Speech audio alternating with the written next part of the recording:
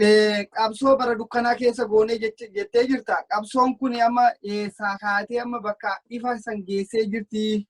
Bakka dukkanaa sanirraa kaatee ifa geessee jirti kan jedhu yookaan immoo bakka durii sanirraa eessaa kaatee eessa geessee jirti. Ifti kun hammam ifee jira? Hamma akkuma durii san immoo wannoo keessa jira moo akkami kan jedhu irratti yaada keessan gabaabsanii nu kennaadha. Hin goolabnaa gara goolabutti deemaa jirra. Sagaleen kee badi. Miyuutii of urgoote.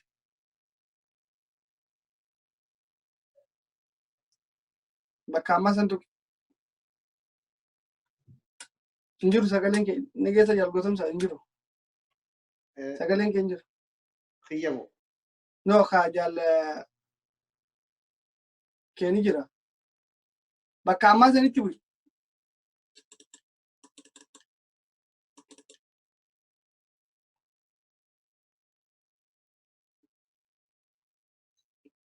Sagaleen kee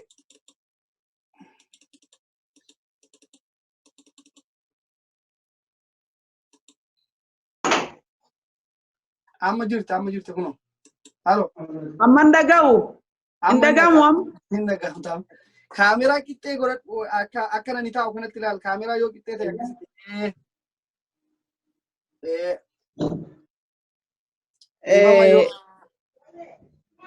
Qabsoon bar amman dagamaami.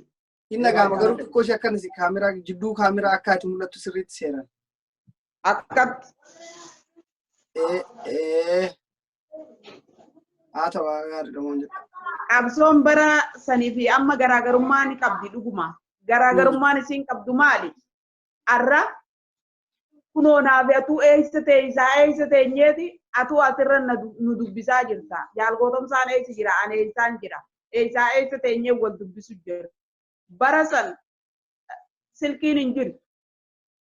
Miilaan deemnee wal qunnamna. Miila waan biraa dhiisii makiinaa rasan makiinaa qortee deemuun hin rakkoo. Maaliif hawaasa keessa suuta daddabaraati akkasitti dhayxee wal qunnamta jechuudha. Fakkeenya waraanni keenya kubbaa ture kun wallagga ture.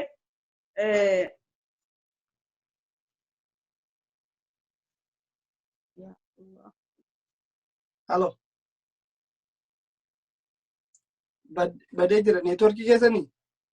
Jaalgotomsa jirtaa? Ni jira. Yaa ishee kan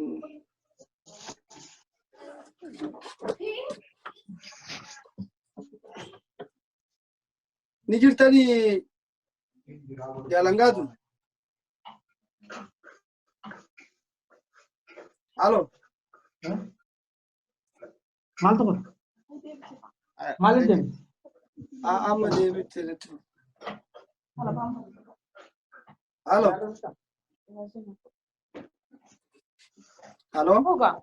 Halo.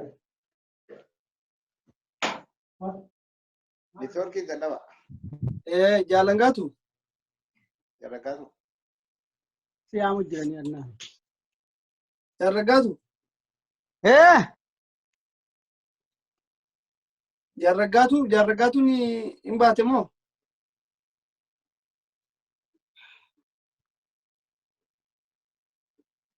Halo.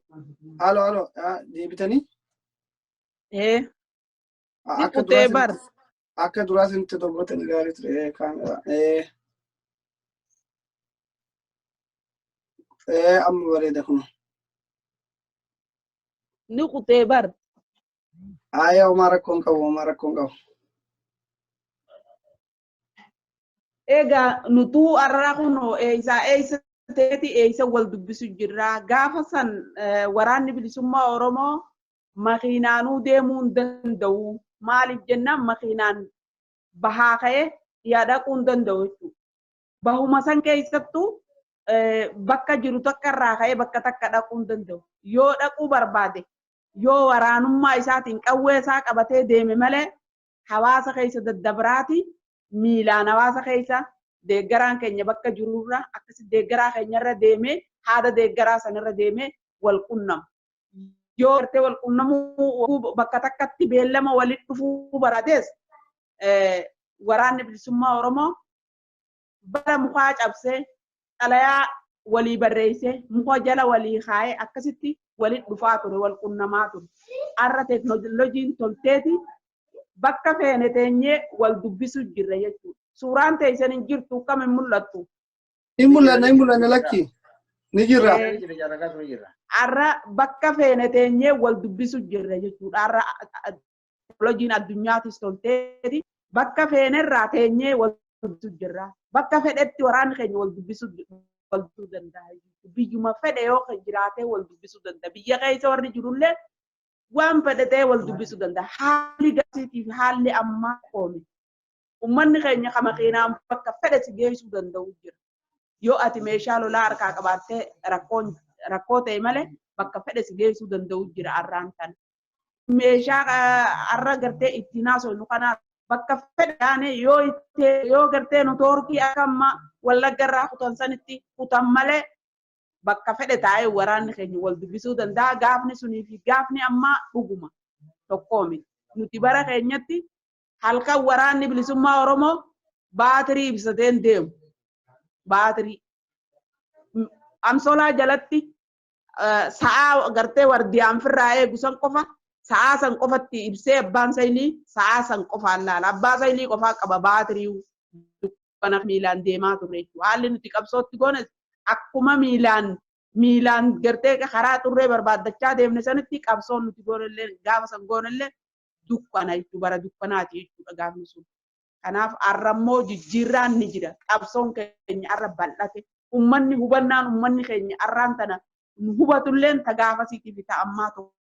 Gaafa san waan baddee sorgoo gabbii jaanii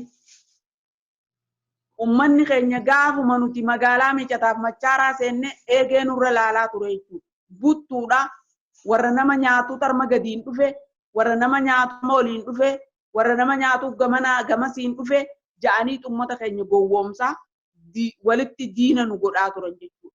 Kanaaf uummanni keenya ilmuma isaa obboleessuma isaa akka buttutti ilaa ture jechuudha uummanni keenya. Barri sunii fi barri ammaa garaagarummaan inni qabu tokko. Kan hundaanuu garaagarummaa qaba jechuudha. Har'a yoo waraanni bilisummaa Oromoo buttu jaaniin namni biyya fedhe jiru waraanni bilisummaa Oromoo buttuu miti. Waraanni bilisummaa Oromoo waraanni sun warri kiilolu sun shifta yoo jaaniin shiftaa miti. Hattu yoo jaanillee hattuu miti jaan uummanni keenya har'aan tan. Fooyyoominni dhugaa garaagarummaan ni jira. Haa ta'u garuu karaa tokkoon bakkuma takkaan qofa loluun qabu. Waraanni bilisummaa Oromoo kutaa Oromiyaa kana hunda guutuu keessa wal ga'u qaba waraanni bilisummaa Oromoo. Waan ati na gaafatte irraa libre dhiifama naa godhi. Itti dhumna. Kanaaf gaafii kee keessaa bayeen ture na fakkaatti. Waan rakkoon qabu galatoomadha. Jaalgotomsa waan itti dabaltu waan amma kaafne irratti. Dhugaadha wanni itti dabalu hin jiru akkuma amma isin jette kana waraanni kun caasaadha qaba. Caasaa jechuun garuu uummataa jeniiti uummata deeggartoota qabaa deeggartoota kanarra deemee akkuma isin jettu sanitti haalli qabsoo bilisummaa Oromoodhaa yeroo duraatii fi amma garaagarummaa guddaa qabaa jechuudha. Garaagarummaan inni qabu haalli qunnamtii dhugaadha waraanni bilisummaa Oromoodhaa buttaa tokkorraa ka'ee buttaa tokko wal qunnamuudhaaf cibirraa tokkorraa ka'ee cibirraa tokkorraa wal qunnamuudhaaf Miilaan Harargee baharraa ka'ee ilaa Baalee deemaa jechuudha. Miilaan Baaleerraa ka'ee ilaa Wallaggaa deemaa jechuudha. Sadarkaa kanatti qunnamtii qaba osoo miilaan deemaa jechuudha. Tilifoonni hin jiru jechuudha. Bakka qunnamtii qabanii bakka qunnamtii kanatti fakkeenyaaf muka tokko jala yoo dhufanii barruu takka fuudhanii awwaalan sa'aa hangatti barruu bakka san jalatti itti wal eeganii jira. Sa'aan san yoo gartee namni san kan dabarsu taate akka heeraa fi seera dhaabaatti bakka san teessee hin eegdu jechuudha. Bakka san irraa deemta. Maaliif takkaa'uu namni kun booji'amee jira takkaa'uu diinaan qabamee waan jiruuf sa'aa itti baalabatte san dabarsinaan bakka san gallatuu qabdaa jechuudha. Maaliif tilifoonni waan hin jirreef. Haala kanaani uummanni keenya bifa kanaa waraanni keenya bifa kanaatiin wal qunnamaa ture jechuudha. Akkuma jaarragaa sun jettetti namni haasoo beeku haasoo nama jalaa fixaa. Kanaan alatti wanniin itti dabalu hin jiru qabsoon bilisummaa Oromoo gaafa duraatii fi ta'ammaa garaagarummaa guddaa qabdi jechuu barbaadeeti. Hayyee galatoomadha. Egaa hinga gabaabsina. Mee kanarratti qabsoo kana bara dheeraadha. Oromoo waggaa 500 isin mataa waggaa 550 isin mataa bara dheertuu goone qabsoo tana. Bilisummaa Oromoo waggaa 40 umurii namoonni kana keessatti maaltu uummata Oromoo galma maaltu galma nu dhorke maaltu akka biyya mataa keenya Oromiyaa kan beeytee isin irratti dadhabdanii abbootiin keenya harma muraa fi harka muraan wanni hundi raawwate sun hundinuu Oromoon dur irraa kaasee amma waan kana gangalchaatuma jira biyyan ijaaraa jedha halkanii guyyaa nama deemu hundatti mukattis namattis biyya qabaachuu qaba jedheeti qabsaa'aan Oromoo hin lallaba. Waraanni bilisummaa Oromoo lubbuu isaa kenna. Kana maaltu galma nu dhorke maalumaa bakka biyya ijaaruu tana maaltu nu hanqisaa jira kan jedhu irratti yaada keessan gabaabsaan nu kenna. Ana. Jaalagaatu. Dhugaadha. Maaltu galma nu ga'uu nu dhorkee maaltu galma ga'uu nu kutee jechuun gaariidha. Ani garuu waan hunda rabbuma haaliqa qabeeku akka yaada ilma namaatti akka nama qabsoosan keessa bara dheeraa ture qabsoosan keessaa illee bahee amma qabsoo kanaaf hadoodaa tokkotti wanti galma ga'uu nu dhorke namni qalee qabsoo keessa jiru qabsoo keessaa bahee dhaaba biraa uumuu haraa biraa yaaduu lammada guddaan xiqqaa mari'achiisuu dhabuu wal mari'atu amma 91 fakkeenyaaf chaartarii jaanii heera yeroo jaanii waraana keenya moora galchanii akkasitti qabsoon keenyaa fi wareegamni keenya hundinuu biyyallaa qaba. Sanirraa gaafa sanirraa Oromoon barachuu dadhabuu isaa. Rooba kana hawliif mana jaarta malee har'a sirroobaa jiruuf mana jaarrattee ajjeerrattee marigattee rooba jalaa bahuu har'a sirroobaa jiru jalaa bahuu hin dandeessu. Har'aas keessa jirra waan san waan bara 91 san keessa jirra nu dabarte har'aatunillee nu dabartee jirti rooba wilii dhufuuf mana jaaranii hogguun jiru ummanni Oromoo itti yaadu qaba. Ummanni Oromoo maal itti yaadu qaba? Wal mari'atu dhagahuu wal jala deemu warri qalee qabsoo tana keessa ture qabsoo keessaa bahee qabsoo kana gufuu ta'uu dhabu fakkeenyaan sii kaasa annama biraan dubbadhu. Maaliif jennaan waan wajji dabarsine waan hin beekuuf jecha akka kaleetti isa laalaa turre waan hin beekuuf jecha har'a hoogganoonni keenya warri hayyu duree keenya ture warri itti aanaa hayyu duree ture warri akka jaalleen coolataa warri akka jaalgalaasaa dilboo har'aan tana eessa jiran nama biraa maqaa hunda'u nama biraa dubbachuun barbaada. Maaliif jennaan isaan waan wajji dabarsineefi waan waliin jennee dhaadannee jaallan keenya nu biraa wareegamaniin jaatan. Irbuusa waan waliin jenne san waan waliin dhaadanne san jaallan keenya har'a warri isaanii wajjin dhaadachaa turan warri akka jaalgalaasaa warri akka jaal nadhii gammadaa jaal guutamaa hawaasa jaal burisoo baruu har'a eessa jiran hin jiran. Dhaadasaan irbuu isaanii hojiidhaan hiikanii jiran hojiitti hiikanii jiran. Har'a jaalgalaasaa dilboofaan eessa jiran. Gaafa jaalleen coon chaartarii keessa teenye juusan jaalgalaasaa dilboo biyya teenya nama kadhannaa waan keenya nama kadhannaa jeeti gaaraddachaa. Waliin gobeelle dhayi. Kootuu deebijanillee kadhatanii didee waliin hafu. Har'aan tana maal jechaa jira? Warri qabsoo keessa turan qabsoo keessaa banii qabsoo gufuu ta'uu dhaaba biraa uumuu dhaaba biraa ijaaruu waanuma kaleetti dadhaban waan kaleetti dadhabanitti faltii dibuu isaaniitiin qabsoon kun karaa turuu danda'a. Ummanni keenya dhaabni adda bilisummaa Oromoo kun humni addaa ha dhuftee nu bilisoomsitu hin jiru. Humna teenyaan dhata keenyaan ilmaan keenyaan ifii keenyaan qabsoofnee biyya teenya bilisoomsina malee akka jee Adamaaruun gaaf tokko gaaf 91 dhumuugaa dhufu laga facaatu jaanii waraana bilisummaa Oromootti ummataaf waraana agarsiise gadi. Yaa Oromoo je qabrii naman beeyneetiif reefa naman beeyneetiin bilisummaan barbaadinaa je bilisummaan lubbuu teenyaan dhufti bilisummaan hurkaa keenyaan dhufti humna teenyaan dhufti je Adamaaruun.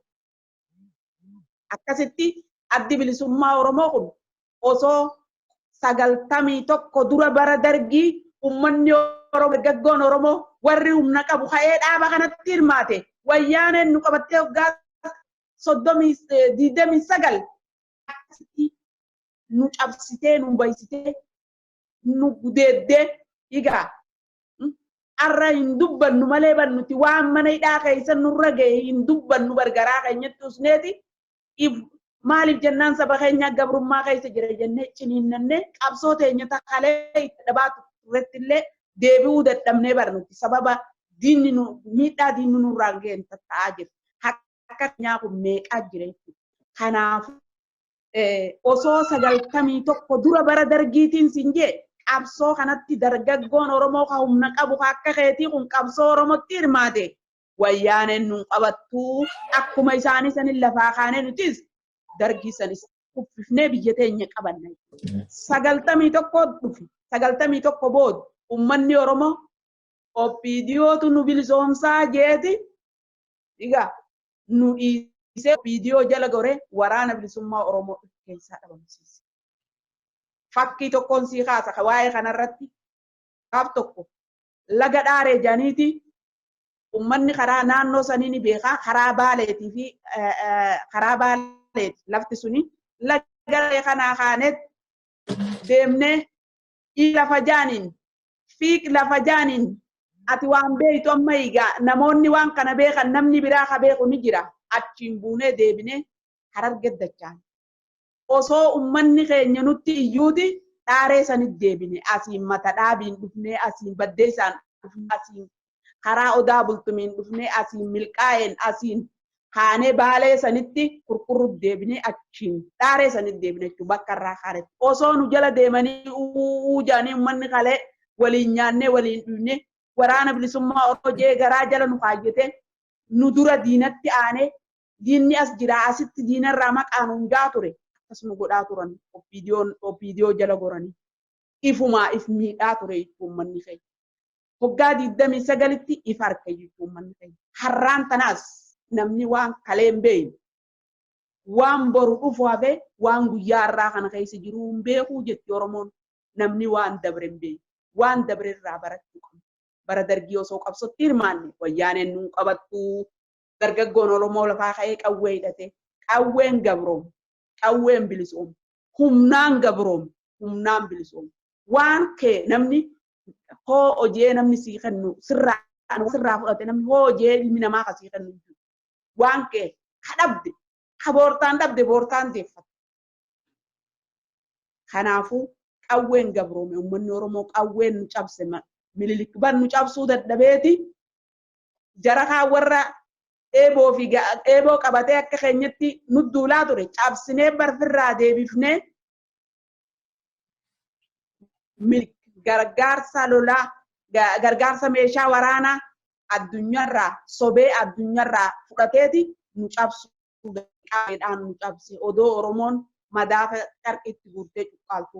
Kanaafuu Oromoon sanirraa baratabaa. Aantan ummanni ilmaan Oromoo ka'anii dhagaa hiriira baanii dhagaa darbuun furmaatan fidu.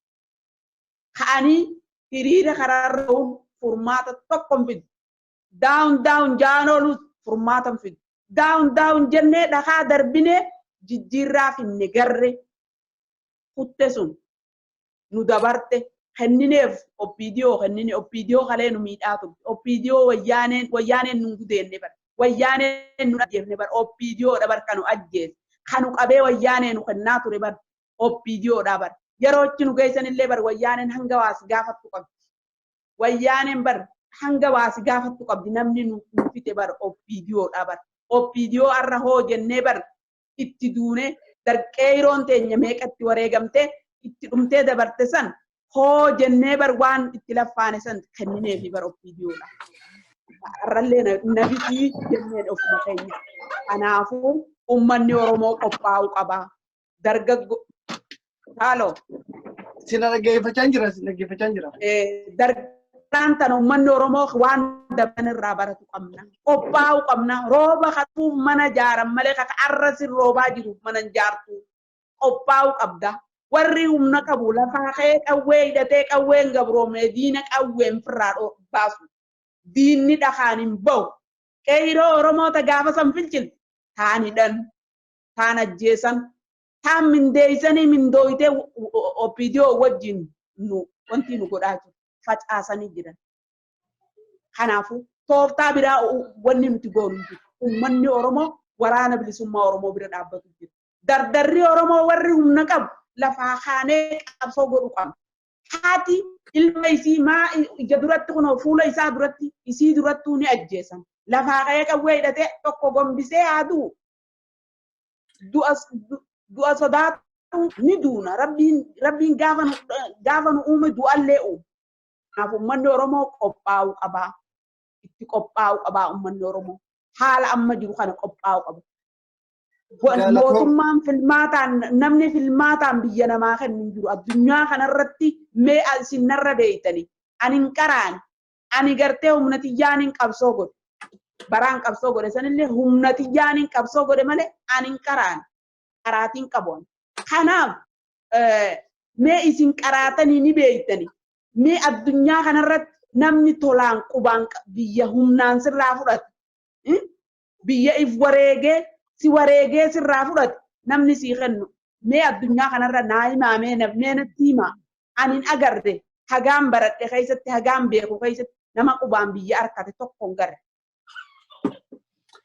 Kanaaf ammaan ta'ee eeggannu jiru. Ammaas ka filamuu taa'u oppiidiyum maaliif jennaan humna qawwee harkaa qabdi waraana harkaa qabdi humna kanaan iffilti jechuudha akkuma bara duraanii. Kanaaf uummanni Oromoo qophaa'uu qaba. Haati Oromoo ilma isiitiin deemii loli ja'uun qabdi. Intalti Oromoo jaarsa isiitiin gabbayi na birattuu gartee wanti si godhani bayi na biraa jettee haga hagas ga'utti onnattuu qabna. Hijaa'uu qabna. Nuuf dhagaamuu qabamti. Oromoo nuuf dhagaamuu qaba. Aaruu qabna. Maali nuti? Maaltu onnee nu keessatti ajjeessa? Nuti maali? Namni falmate. Eltiraan maa falmattee bilisoomte?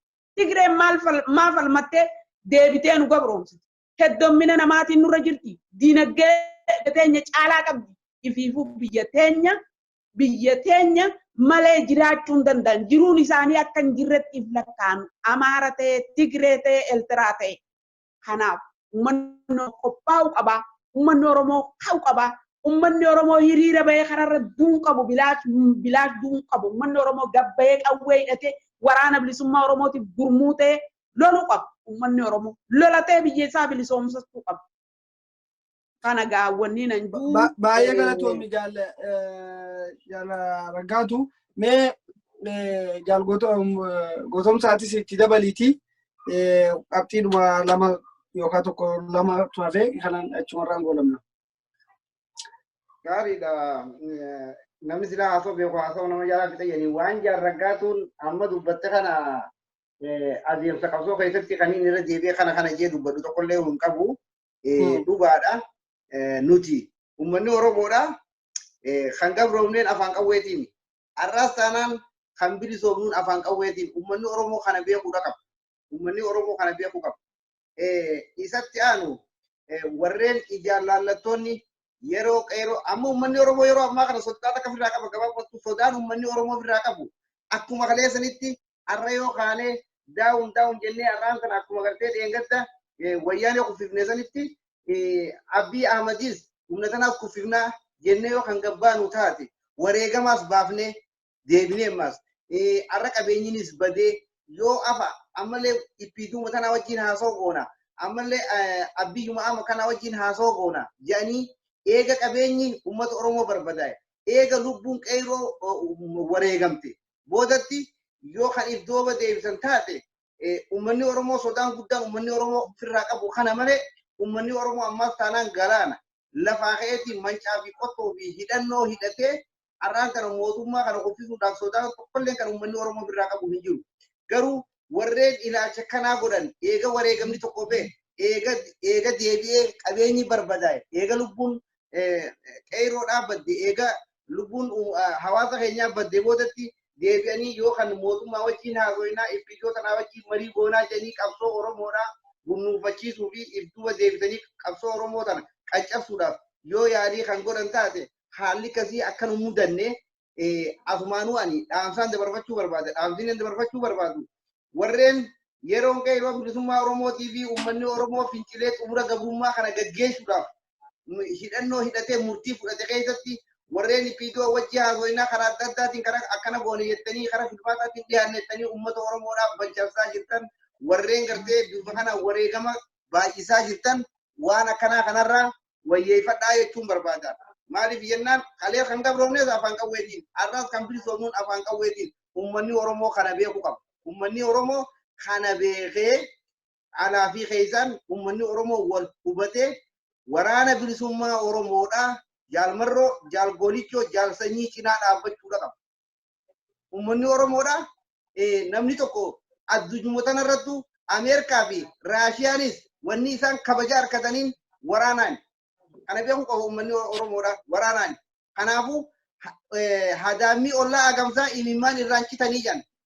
Kanaafuu nuti ummanni Oromoodhaa hanga waraana keenya bira dhaabbannee waraana keenya gamteessinee waraana keenya cinaa dhaabbannee afaan qawweetiin gabroomne afaan qawweetiin bilisoomnutti furmaanni jiru hin jiru ummanni Oromoo tana beeku qabaan jaan gabaa muwattu.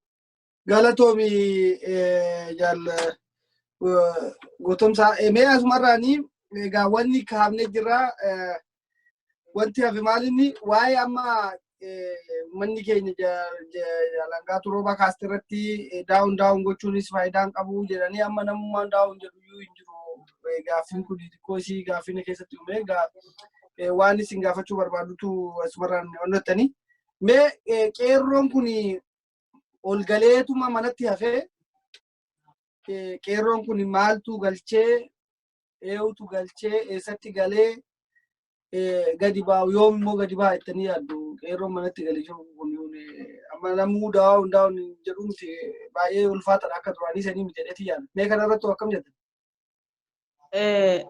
Dhugaadha qeerroon keenya dhuguma osoo falmachaa jiruuti ol gale qeerroon teenya Abiyyi fi Lammaan ol hin galchine qeerroo teenya hayyoota keenya warra nuti itti abdan warra nuti hayyuudha beekoodha nama barate jennuutu qeerroo teenya ol galchu. Gaafa bilisoomnee wilii wanni qawwee jaamu nun barbaachisu waraanni hidhatee gaara keessa jiru waan takkallee bu'aan inni fidu takkallee hin jiru. Kanaafuu galee mootummaa keessatti yoo maallaqa barbaade maallaqa mootummaarraa fudhatee yoo gartee hojii mootummaa barbaade hojii mootummaa qabatee biyya eeguu qaba ja'anii hayyoonni keenya abalullee hin jennu irra caammaa nuurjaaniiti hayyuun afran qalloo namni keenya je hangi hoggaa namni alaa dhuftan namni alaa nu laale diinni alaa nu dhufe hagi nama keenya taatan mataa walitti qabadhaa dachii qoqqotaa jan hoggaa diinni alaa nu laalu akkuma nama tokkummaa qabu akkuma nama jaalala qabu akkuma nama wal mariyatuuti diina keenyaaf fakkaannaa wal nu mariyatu jiraa jeeti diinni keenyaaf sodaataa jiru. Kanaaf abalullee yoon jo'uu baadhe irraan tan abalullee yoon jo'uu baadhe maaliif diina qabna waan nuti wal goone waan nuti wal miin gabbaafnee asirratti dubbachuun barbaada. Haa ta'u garuu ani garuu gaafaan qabsoo keessa dirree qabsoo keessa jiru amma durallee waan kana dubbadheetiin jira nama barate kanaan akka xayyaara nu gubbaa samii keessa deemu akkasitti ilaalaa ture.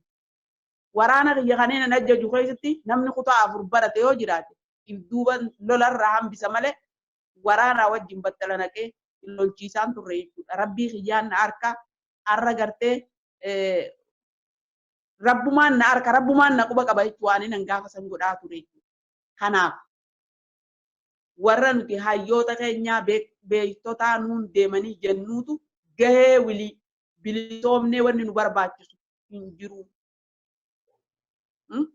Ja'anii hayyootuma keenya warra nuti abdannuutu waraana qeerroo teenyallee ol galchee sambooda oppiidiyoon qeerroo teenya taan mindeessite taan hiite taan ajjeefte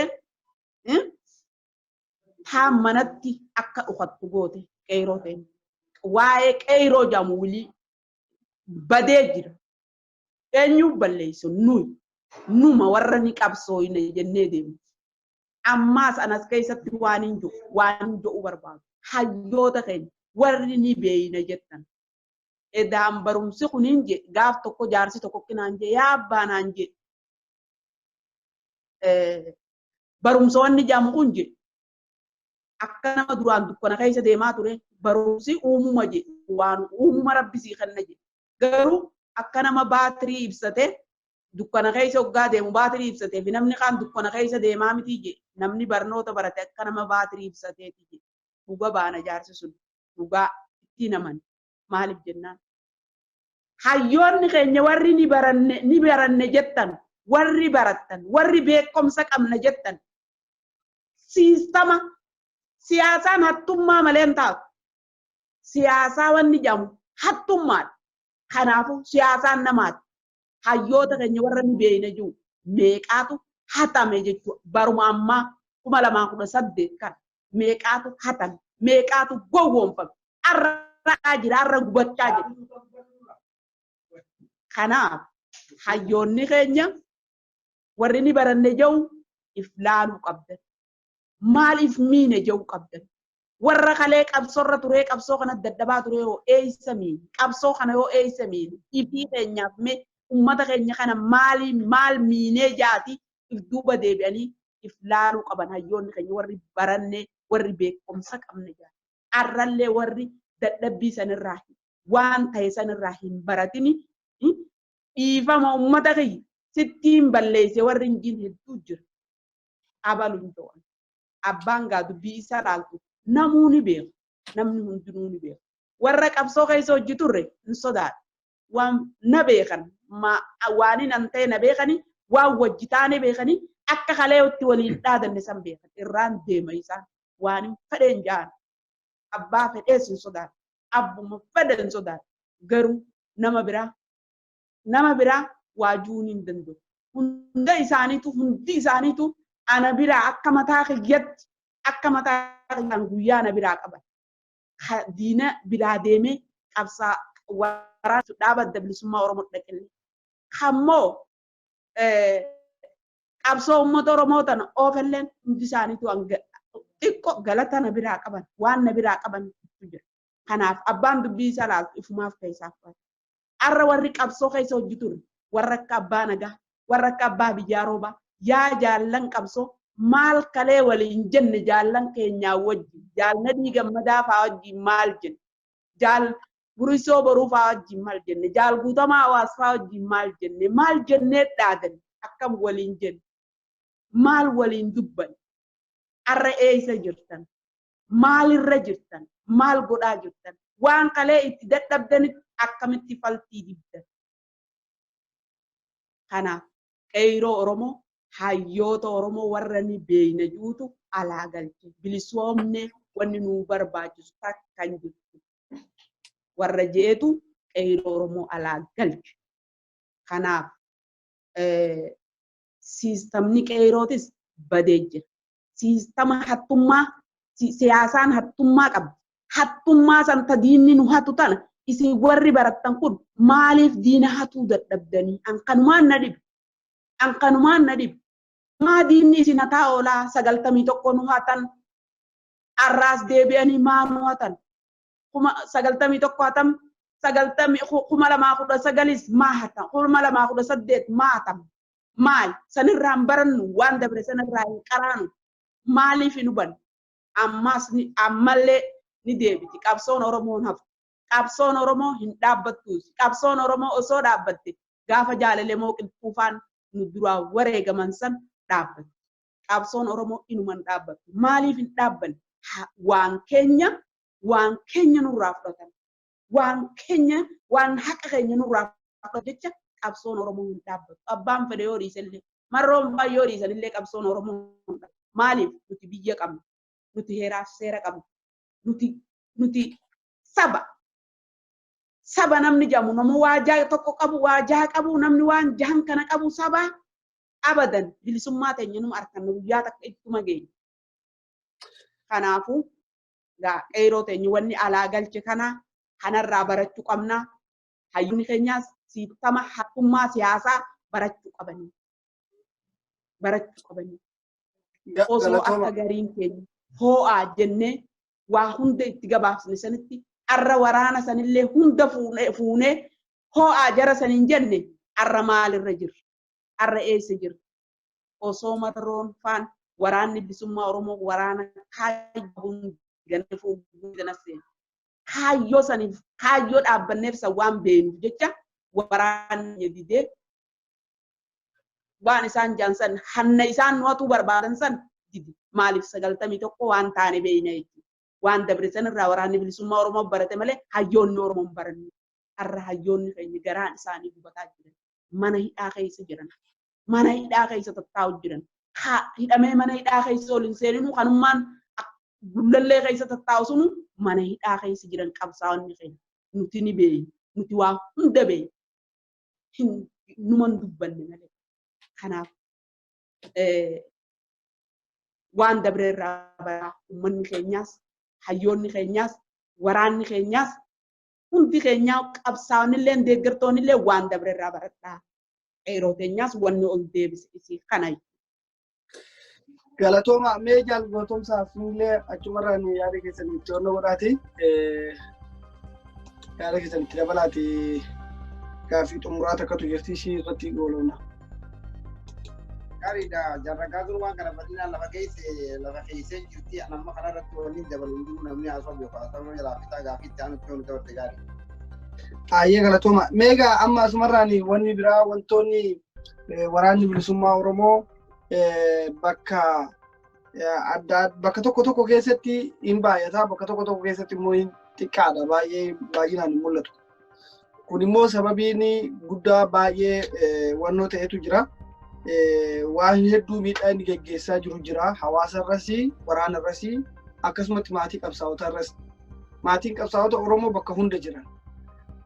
Kanaaf bakkeelee waraanni bilisummaa Oromootti baay'atan kana irratti ilaalchisee keessattuu maatiin qabsaa'otaa adda durummaadhaan maanguddoonni shamarran akkasumatti daa'imni haati isaaniillee ijoolleen dubartoonni daa'ima qabanillee daa'ima of jala baatanii baay'ee dararamaa jiran.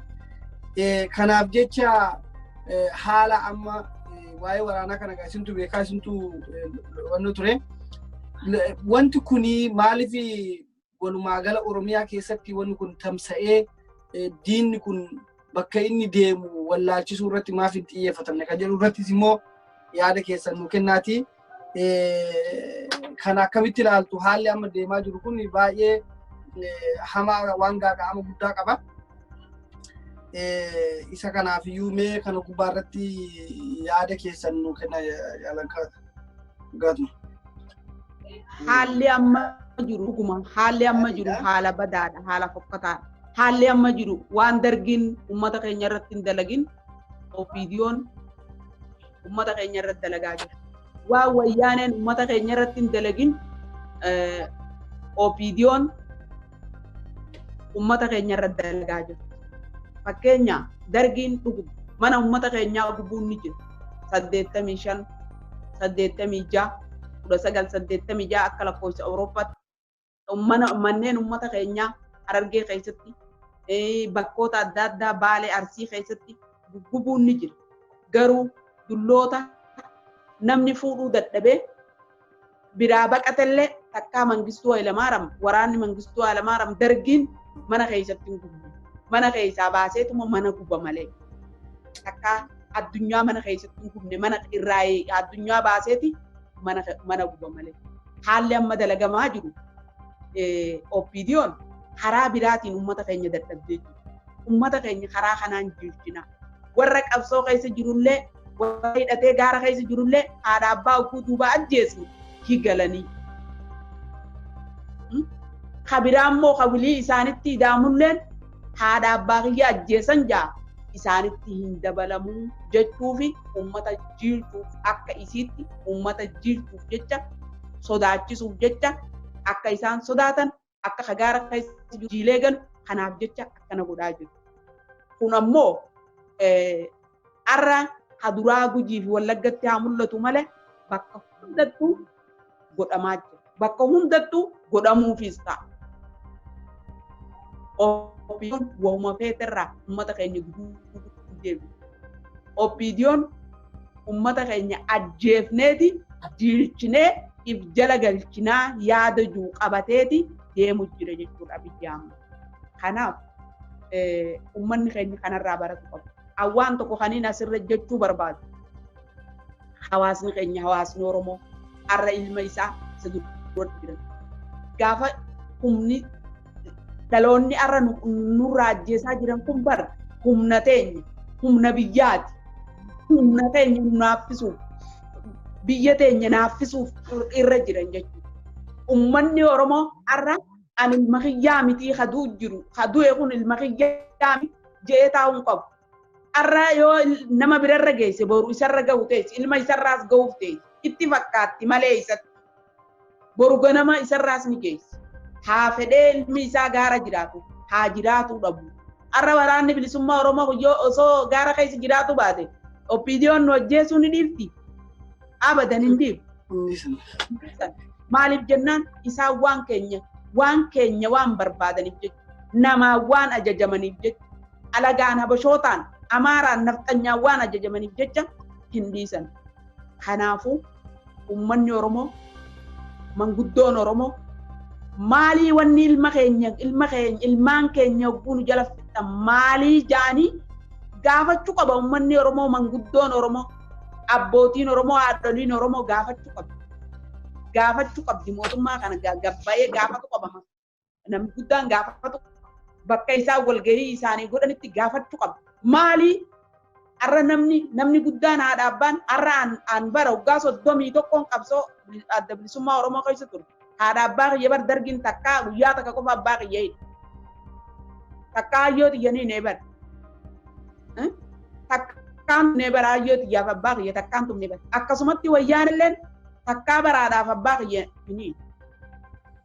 Takkaaniin intala teessanii gaara jira jaanii takkaan dararree bara akka uummata keenya dararaa jiranii. Dararaan gartee isaan nurraan gaan nu jabeessu qabu. Nu hijeessu qabu. Nu laaleessu qabu. Kanaaf uummanni Oromoo hijaa'uu qabu. Aaruu qabu. Itti dhagahamuu qabu. Gaafachuu qaba manguddoon Oromoo isaanii wajji jiru. Har'a warri isaanii wajji jiru ni jiru. Isaanii wajji hojjechaa jiru ni jiru. Manguddoon Oromoo ni jiran. Gaafachuu isaan. Kanaaf kan biraa tokko wanni jechuu barbaadu waa'ee ganama gudura eegallu bira kunne waa'ee jaalnadii gammadaati. Jaalnadii gammadaa garuu namuu ni beeka. Ani immoo jaalnadii gammadaa akka abbaa kiyyaatii miti akka haadha tiyyatti kana guddise keessaa tokko. Hogguma takka illee an jaalnadii gammadaa hin irraanfadhu. Maaliif hin irraanfanne jaalnadii gammadaa nama hogguma takka illee hin aarre nama hogguma takka illee rakkoo qaamaatii fi haala qabsoo saniif jedhee hogguma takka fuulli isaa hin jijjiiramne. Nama hogguma hunda yoo ati fuula keessa ilaala ummaadee seeqee si kofalchiisee si irraanfachiisu haala rakkoo qabsoollee waa hundaan yaadanna jaalnadii gammadaati. Nuti jaalnadii gammadaa akka haadha teenya akka abbaa keenyatti ni yaadadha.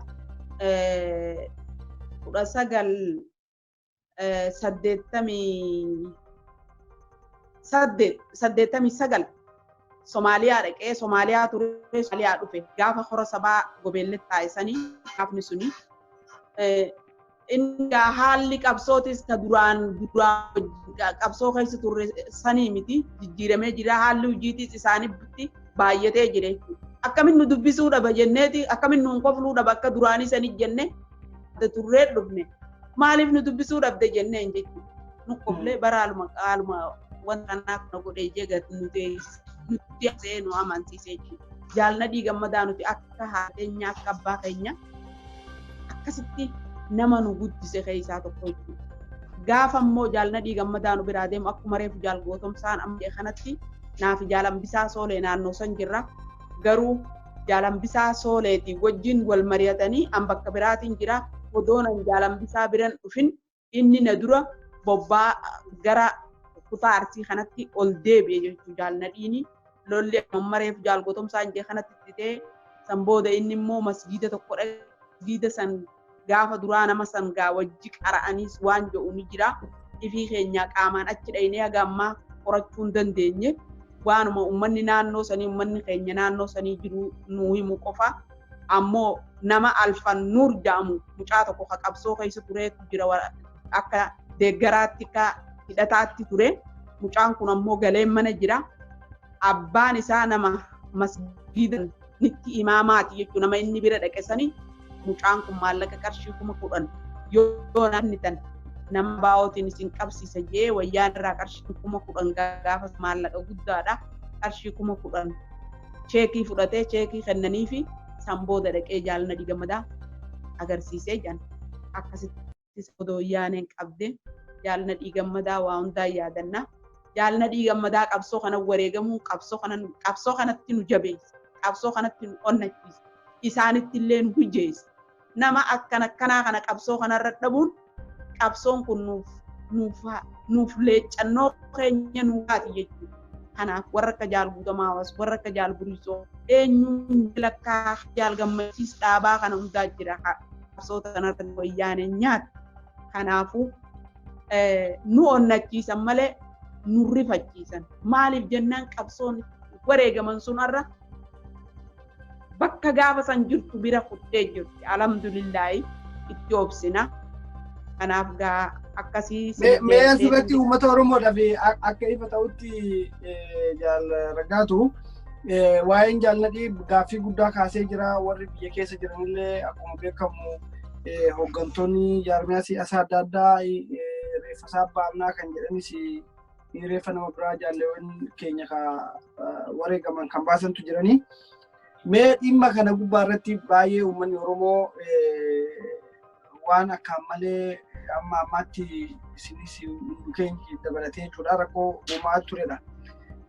Wanti kanarratti namni bakka masjiida saniititti Alfanuur amma isin jettan kuni namni kun kaabinee ture moo yeroo kanatti OPDOodhuma nama warra ture jechuudha moo nama uummata jedhaniiti namoonni odeeffannoo kana fidanoo miseensa keenya moo miseensa keenyaa miti. Yoo miseensa keenya ta'an har'a lubbuun ni jiranii namoonni waan kana gadi fageenyaan beekamee haalli kun dhimmi kun beektee furmaata itti argatee uummanni Oromoos hafuuratti galfatu irratti yoo godhame silaa gaarii dheereetii yaada.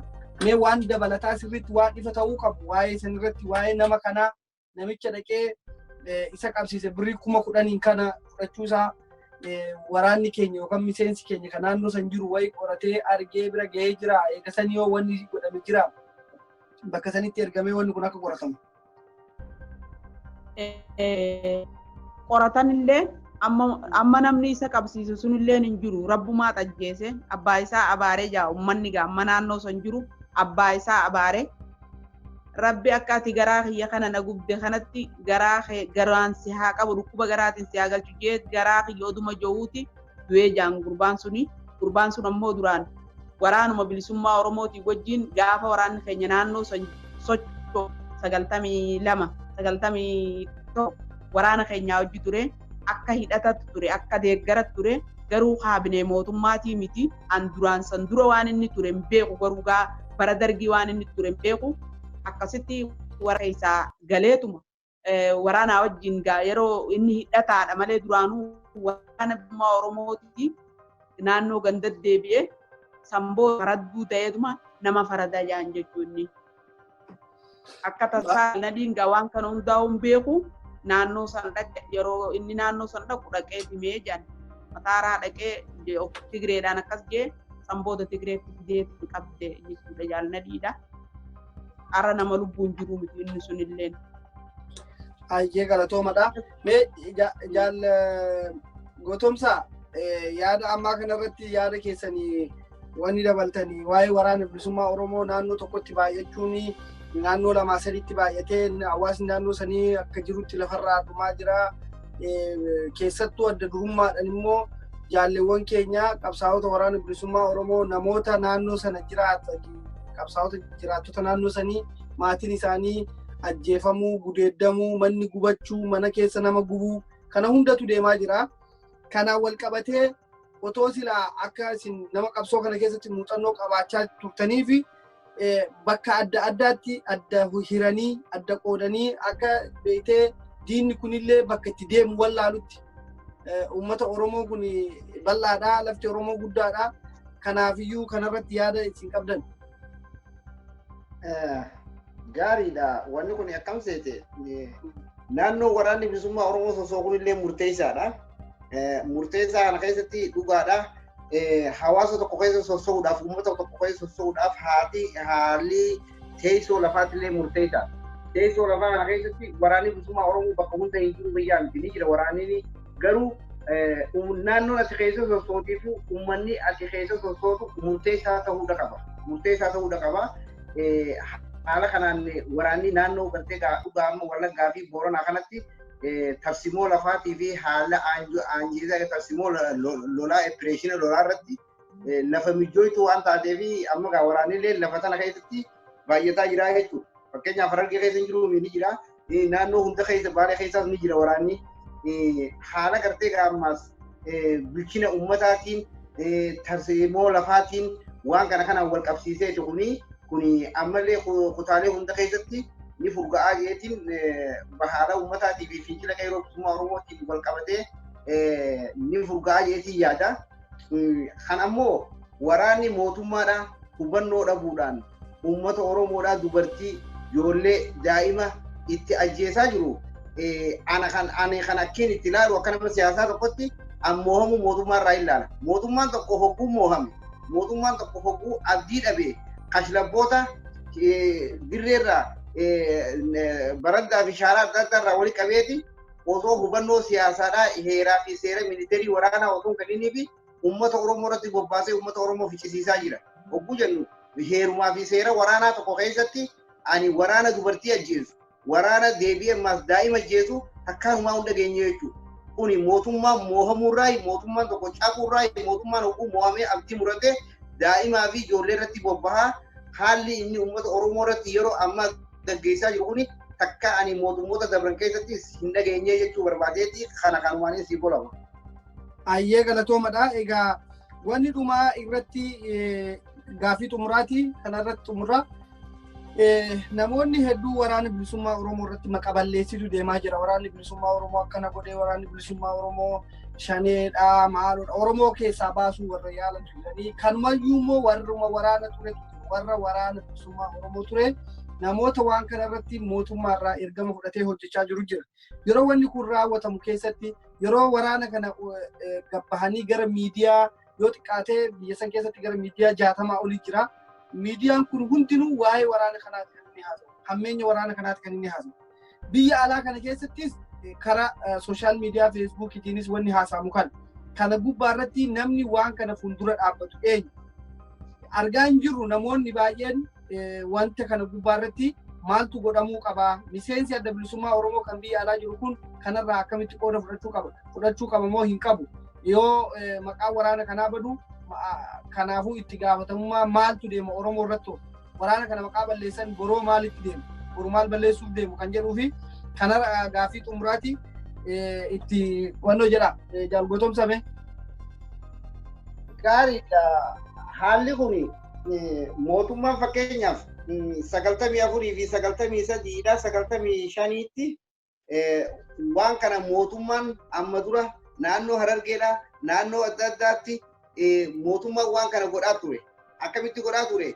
Humna waraana isaa leenjiseeti deebi'ee uummata Oromoo walitti qabee mana keessatti gubee ABO'tu akkana godhe jechuudhaan namoota ajjeesee ABO'tu akkana godhe jechuudhaan yeroo san keessatti uummata Oromoodhaa olola sobaatiin uummata Oromoodhaa afaan faajjeessaa ture jechuudha. Kan uummanni Oromoodhaa dhibbatti beekaa jeetiin amanaa kana uummata Oromootiif haara yaamtu kun. Ni beeka uummanni Oromoo ni beeka maaliif mootummaan amma dura 93 fi 94 bifa akkanaa kanaan kamaalummaan galchuu kan madheengatti akkana godhatu kuni namni waan kana jalqaba lafa kaa'ee uummata Oromoo Harargee keessatti namoota hedduu walitti qabee mana keessatti waraana gubsiisee rakkoo adda addaa waraana irratti oofaa ture kamaal galchuu keessaa tokko jechuudha. Deebi'ee adda bilisummaa Oromootiitu akkana godhee jee olola uummata Oromoo irratti olola taane oofaa ture. Kuni kan ummaa kun waan amalaaf qabanii abdii murachuurraa kan ka'e akkana godhan malee waraanni bilisummaa Oromoo heera qaba seera qaba waraanni bilisummaa Oromoo dullattii takka takkaahu manguddittii takka takka qoraan hin deemtu yoo arge qoraan san irraa fuudheeti gargaaree karaa dabarsa. Yoo arra dhugaadhaan rakkataan Oromoo tokko karatti afaan waraanni Oromoodhaan rakkataa Oromoo san bira dhaabbateeti hanga dandeetti rakkoo san dabarsa. Waraanni bilisummaa Oromoo jechuun waraana akkanaati. heeraa fi seerri kaayoon inni itti barates kana jechuudha. Kan inni waraanni bilisummaa Oromoo kun uummata keessaa burqe. Uummata kanaaf qabsaawa. Uummata kanaaf du'a. Uummata kanaaf lubbuu kenna. Kana keessatti waraanni bilisummaa Oromoodhaa amala kanaan qabu kuni olola diinaati. Olola kijibaa kan uummanni diinni uummata Oromootiin dhamaasuudhaaf abdii murannaan olola kanaa oofaa jiran malee waraanni bilisummaa Oromoo amala kanaan qabu jechuu barbaadeeti. Galatoomi Yaalangaatu roba waan itti dabaltu jira? Wanni itti dabalu ni jira. Dhuguma waraanni bilisummaa Oromoo bakka takkatti tuulamuu qabu. Maaliif jennaan waraanni bilisummaa Oromoo diinni ogguu isaan bakka takkatti qofarratti isaan bakka takka qofatti isaan wanti ijaan diinni achirratti humna isaa achirratti deeffata jechuudha. Waraanni bilisummaa Oromoo waraana riphee lolaa waraana gureellaa waan ta'eef jecha diinni immoo gureellaa san bakka tokkotti harkatuu barbaada. Bakka tokkotti yeroo harkate waan qabu humna qabu ta'isaa san hundaa'u irratti deebisee dhabamsiisuu barbaada.